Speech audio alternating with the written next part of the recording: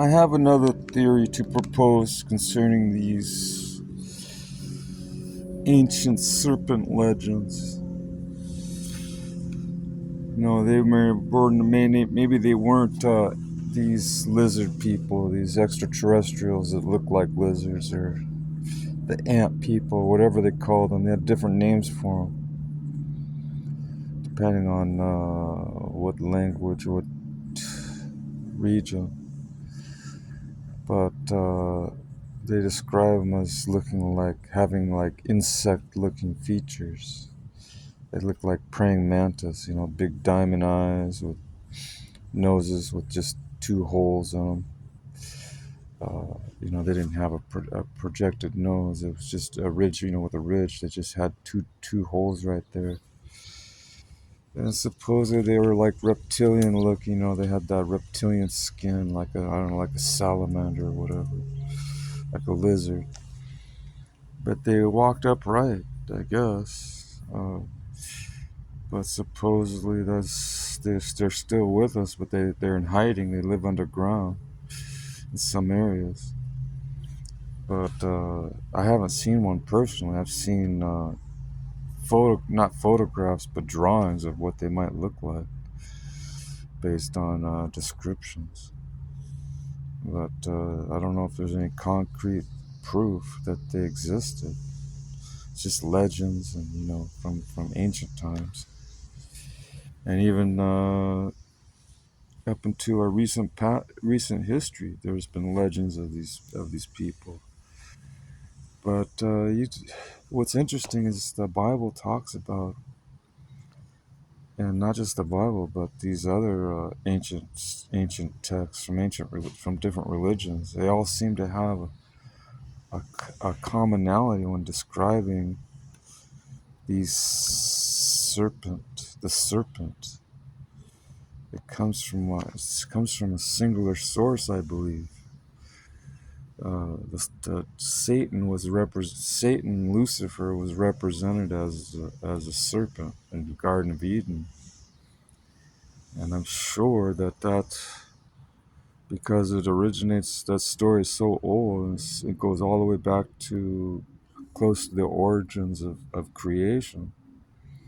That myth or legend or story uh, pretty much started with the original people. So yeah, the people would tell it to their children, and then when they established their own little cultures, and they diverged.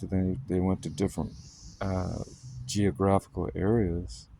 Those stories that their parents passed down to them through oral tradition, or they would continue to tell the story, no matter where they traveled to or migrated to. So that's why there's commonality in these legends about reptilians.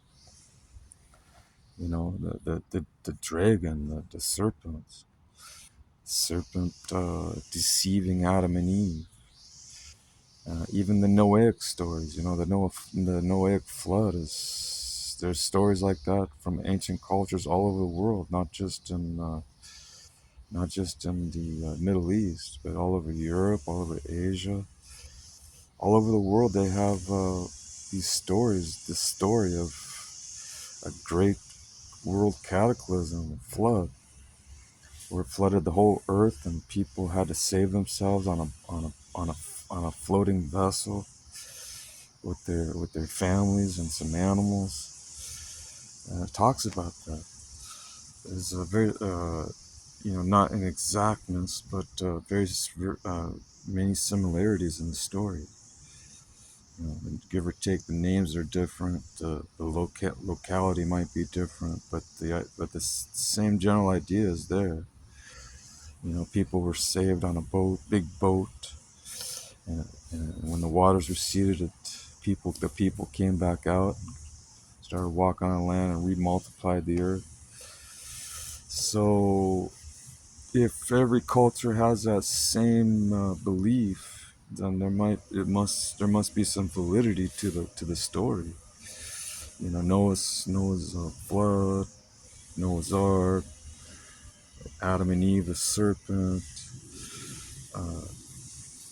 This. What else? What else? I don't know. There's, I guess there's. What about Moses and Mount Sinai? It'd be interesting to find out if there's stories outside of the Judeo-Christian Bible. I know that the Islam talks about it, but they borrowed from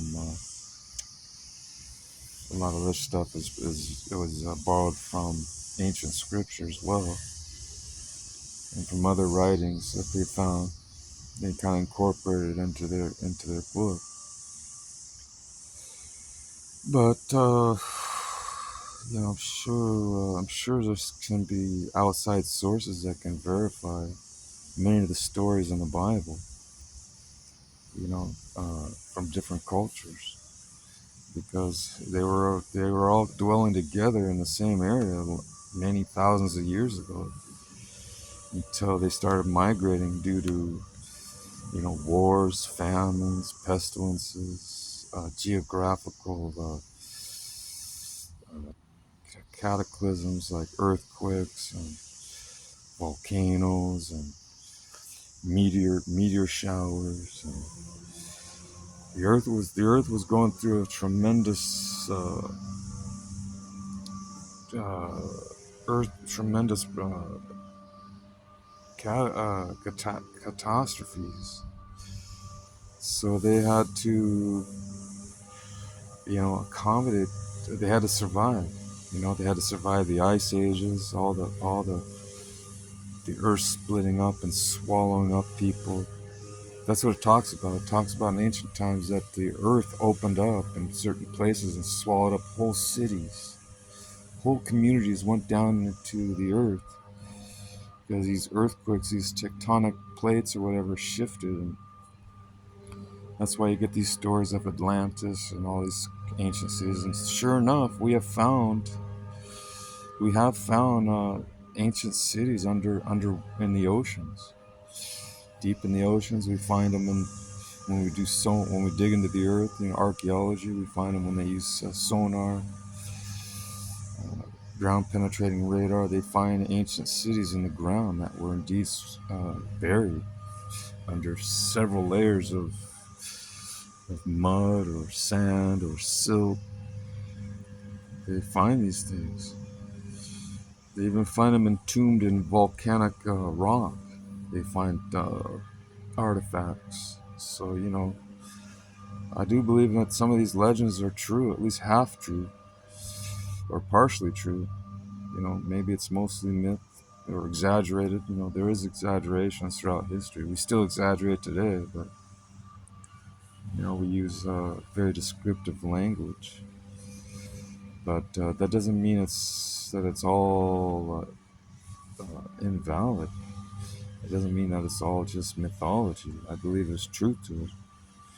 It's just that they used the language. They had to describe it the best way they could with the knowledge that they had back then. So if they did in fact see aliens, I mean, how would they describe them? They would call them gods. They say the gods came down to us and visited us from these wheels within the wheels, and they spun around and they produced fire and smoke.